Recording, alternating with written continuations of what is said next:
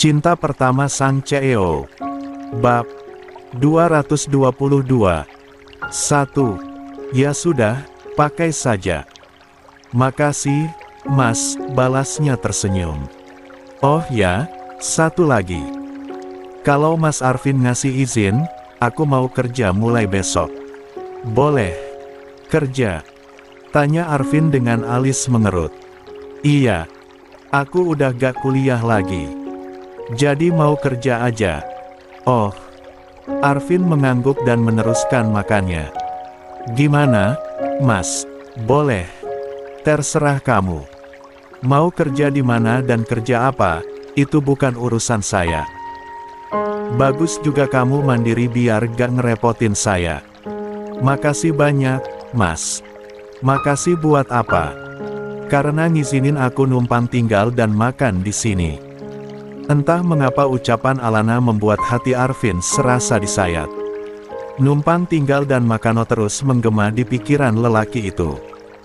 Yang penting kamu ingat, 1 tahun lagi kamu harus angkat kaki dari rumah ini. Saya gak mau terus hidup sama kamu.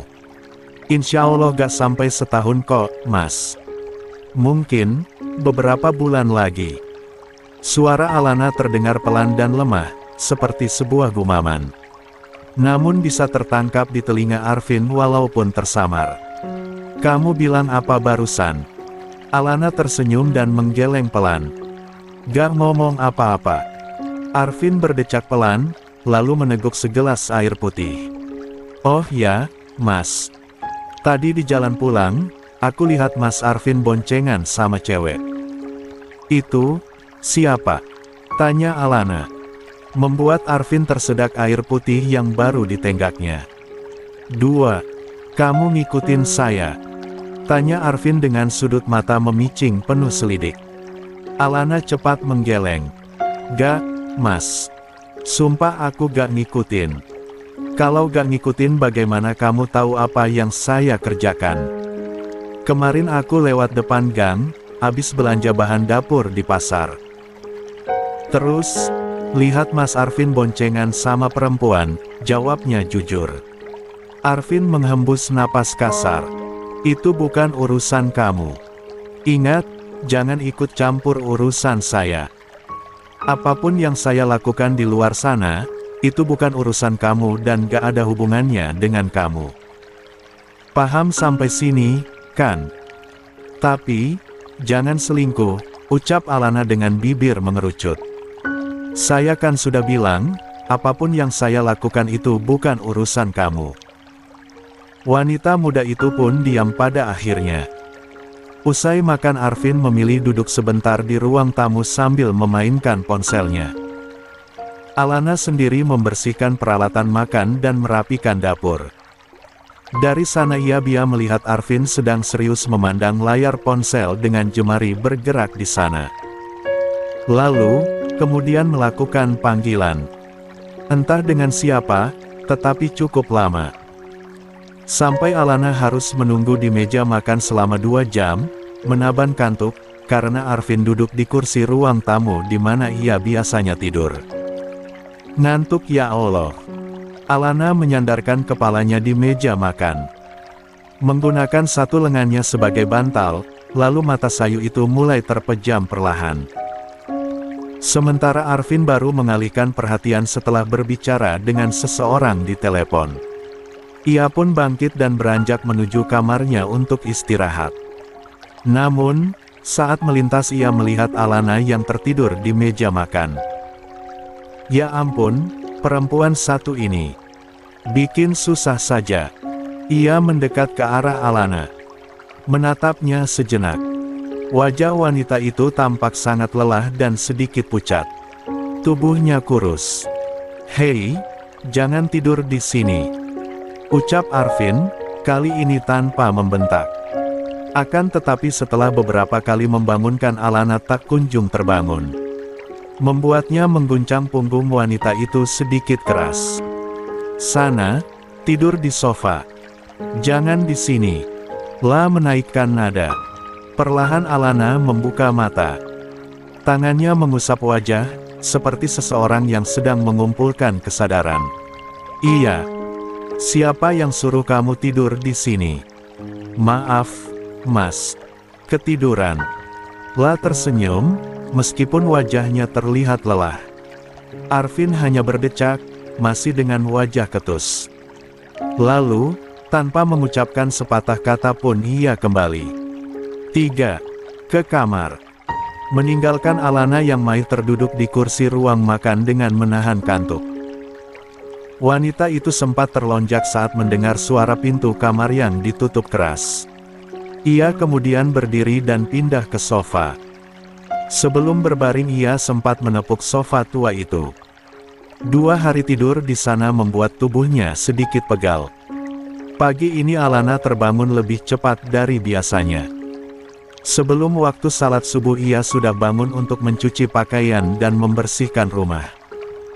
Setelah itu membuat sarapan. Sebuah catatan kecil ia selip di meja. Aku berangkat kerja, ya. Aku sudah cuci baju, sudah bersih-bersih dan sudah buat sarapan. Tulisnya dalam secarik kertas. Mentari belum terbit sepenuhnya saat ia berjalan kaki ke tempatnya bekerja. Ibu pemilik toko bunga kemarin bilang, ia sudah buka pukul 6 pagi. Namun, jam kerja Alana adalah pukul 8 pagi sampai pukul 5 sore. Benar saja, saat tiba di toko bunga itu, sang pemilik sedang menyiram tanaman di depan toko. "Assalamualaikum, Bu," ucap Alana saat telah sampai di hadapan wanita itu. "Waalaikumsalam. Ana, kenapa datangnya cepat sekali? Kan jam kerja kamu jam 8 pagi. Tanya wanita itu. "Gak apa-apa, Bu. Gak ada kegiatan juga di rumah." Wanita parubaya itu mengulas senyum dan mengajak Alana masuk. Ia tunjukkan pekerjaan apa saja yang harus dilakukan Alana. Mulai dari cara melayani pembeli, mengatur bunga dan merangkai buket. Alana lumayan cerdas, ia cepat tanggap. Sekali diajari langsung paham, sehingga pemilik toko sangat senang. Pakai seragam ini, ya. Yang pink ini untuk Senin dan Selasa, biru Rabu Kamis dan kuning Jumat Sabtu. Wanita itu menyerahkan 3 pasang pakaian seragam kerja dengan logo toko bunga tersebut. "Baik, Bu," ucapnya, lalu beranjak menuju kamar mandi dan mengganti pakaiannya dengan seragam. La memilih menggunakan masker untuk menyamarkan wajah. Khawatir jika orang-orang Pak Hilman masih mencari dirinya. Setidaknya dengan memakai masker, maka wajahnya tidak mudah dikenali. Saat keluar, ia mendapati sang bos sedang berbicara dengan seorang gadis. Terlihat sangat dekat. Alana menajamkan penglihatan menatap wanita muda di sisi sang bos. Seperti pernah melihatnya, tapi entah di mana. Sampai wanita itu menoleh dan tersenyum, Alana baru teringat akan sosok itu. Itu kan yang kemarin boncengan sama Mas Arvin. Apa dia kesini untuk beli bunga? Tanyanya dalam hati. Bu Rosi, pemilik toko bunga itu menoleh ke arah Alana. Ia mengulas senyum ramah. "Ana, kenalkan, ini anak saya.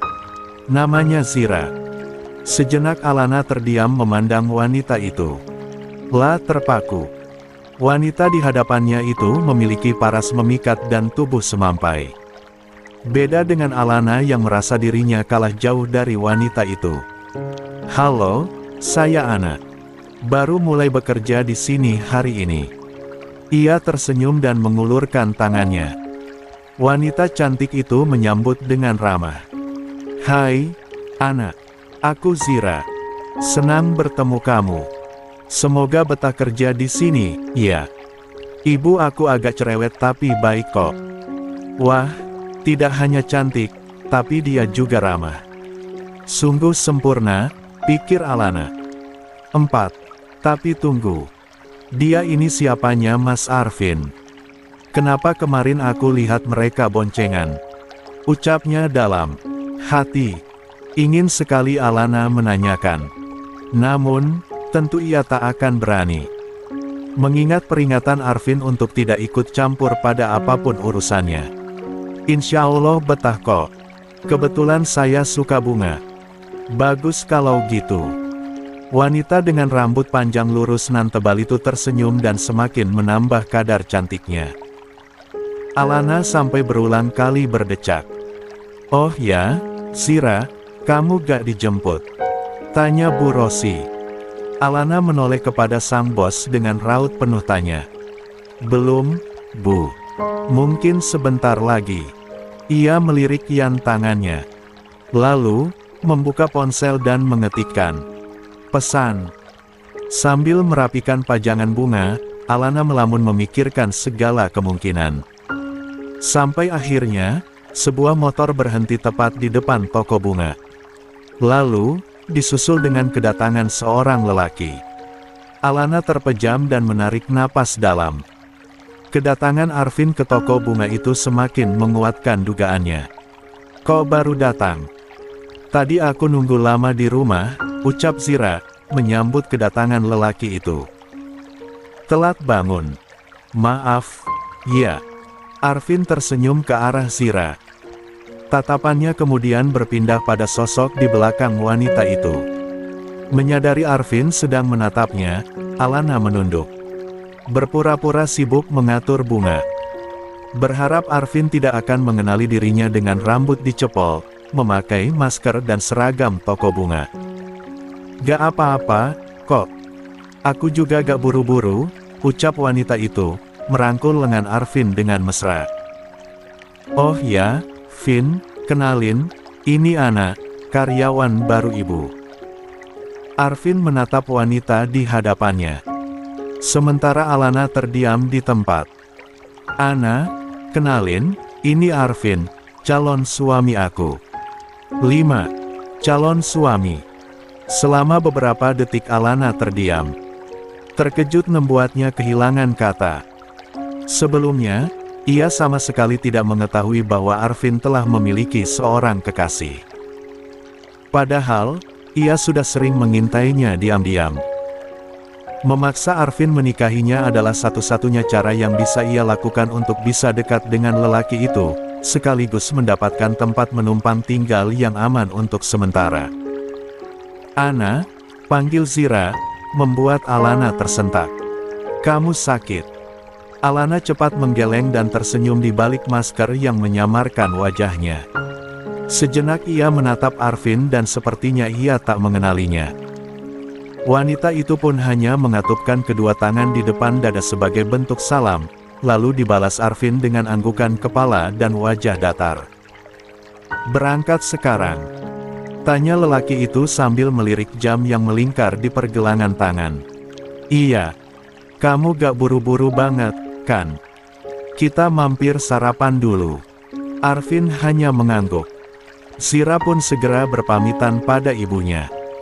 Sebelum pergi, ia sempat melambaikan tangan kepada Alana. "Yang betah kerja ya, An. Kalau ibuku cerewet maklumi saja." Alana hanya membalas dengan anggukan. Matanya melirik Zira yang naik ke motor dan memeluk pinggang Arvin dari belakang. "Kenapa, Ana?" tanya Bu Rosi saat mendapati Alana melamun setelah kepergian Zira dan Arvin. "Gak apa-apa, Bu. Lagi kepikiran cucian di rumah aja. Takut hujan. Kamu boleh pulang dulu." "Gak apa-apa, Bu. Nanti aja." "Memangnya di rumah kamu tinggal sama siapa?" tanya wanita paruh baya itu. 6. Tinggal sama suami saya. Cuma berdua." Alana mengangguk. "Iya, Bu. Orang tua kamu di mana?" "Kebetulan udah gak ada dua-duanya. Jadi tinggal cuma berdua." "Sudah lama nikahnya?" "Baru, Bu." "Suami kamu kerja apa?" "Cuma buruh harian lepas, Bu. Makanya saya kerja juga biar bisa bantu-bantu. Lagian di rumah gak ada kerjaan. Tapi, kalau pengantin baru gak boleh capek-capek. Nanti susah hamil, kayak anak saya yang satunya. Udah 3 tahun nikah belum ada anak." Wanita itu mengulas senyum dan mengusap bahu Alana. "Semoga langgeng sampai maut memisahkan." Amin. Makasih doanya, Bu. Sama-sama. Ia menghela napas panjang. Kalau nanti Zira menikah dengan Arvin, saya akan sendirian tinggal di rumah. Mbak Zira sama pacarnya udah lama ya, Bu? Baru 5 bulan. Waktu itu Zira sih bilang kalau Arvin mau melamar secepatnya, ucap Bu Rosi, membuat kelopak mata Alana membulat. Kayaknya rencana kita untuk menikah dalam waktu dekat harus ditunda dulu, ucap Arvin sesaat setelah menyeruput secangkir kopi. Saat ini mereka sedang mampir sarapan di sebuah kafe. Zira menatap lelaki itu penuh tanya. Kenapa, Vin? Ada sesuatu yang harus aku selesaikan dulu. Lagi pula, tabunganku belum cukup untuk beli rumah seperti syarat ibu kamu. Bibir Zira mengerucut. Arvin menggenggam tangan halus wanita cantik itu. Sabar, ya. Aku minta waktu paling lambat setahun aja. Bukannya waktu itu kamu bilang tabungan kamu sudah hampir cukup? Iya, tapi uangnya kepake lagi. Ada keperluan mendadak.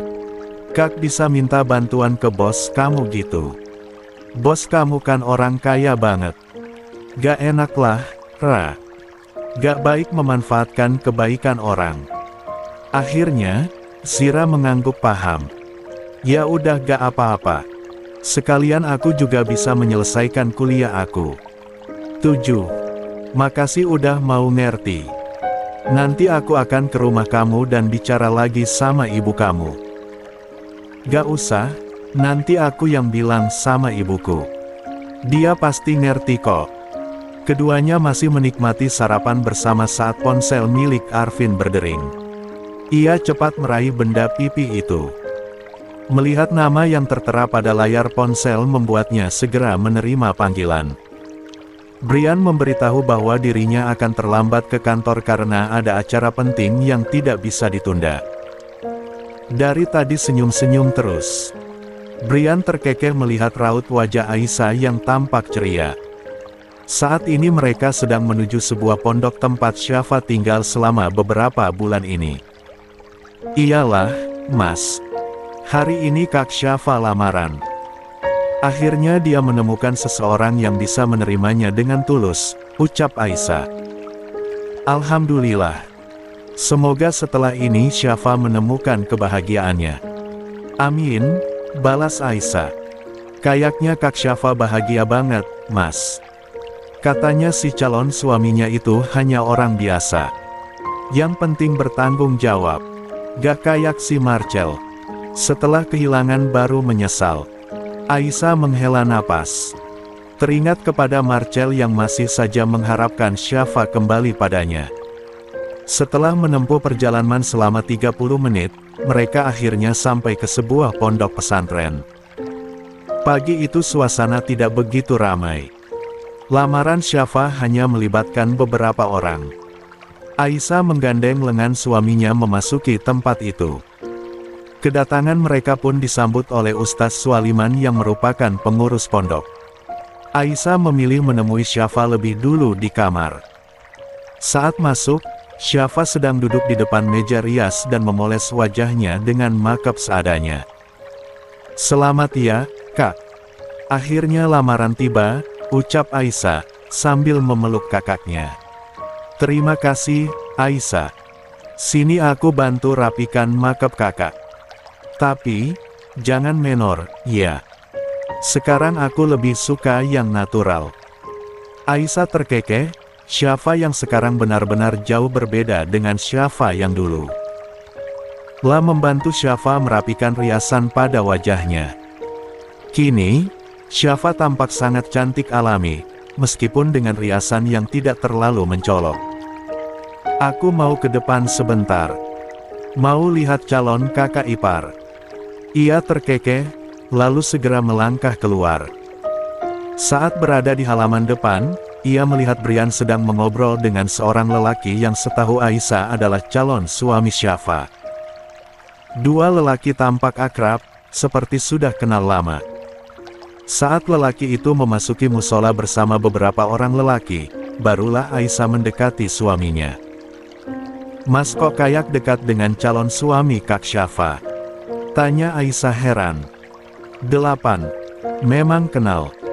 Aku dengannya sudah kenal cukup lama, jawab Brian santai. Kenal di mana? Aisyah terheran. Setahunya, calon suami Syafa itu adalah seorang lelaki biasa. Lalu, bagaimana bisa keduanya saling mengenal sampai sedekat yang ia lihat tadi? Daniel itu seniorku di SMP dulu. Hanya saja dia melanjutkan sekolahnya di luar negeri dan baru pulang beberapa bulan lalu. Aisyah terperangah. Dia sekolah di luar negeri. Iya. Tapi, kata Kak Syafa calon suaminya cuma kuli biasa. Apa lulusan luar negeri mau jadi kuli biasa? Pertanyaan polos Aisyah membuat Brian tertawa. Kayaknya Syafa bakal kaget kalau tahu siapa calon suaminya. Tatapan Aisyah masih dipenuhi pertanyaan. Maksudnya gimana, Mas? Daniel bilang padaku kalau dia sengaja merahasiakan identitasnya dari Syafa. Katanya buat kejutan aja. Sebenarnya, dia itu bukan kuli. Mata Aisyah seketika membulat penuh. Ila hampir tak percaya mendengar ucapan suaminya. Kalau gitu, dia siapa, Mas? Brian mengulas senyum menatap Aisyah. Dia anak Pak Benny, pemilik perusahaan tempat Marcel kerja, bisiknya, membuat Aisyah lebih terkejut. Lagi. Berarti Kak Syafa akan dinikahi oleh anak bosnya Kak Marcel.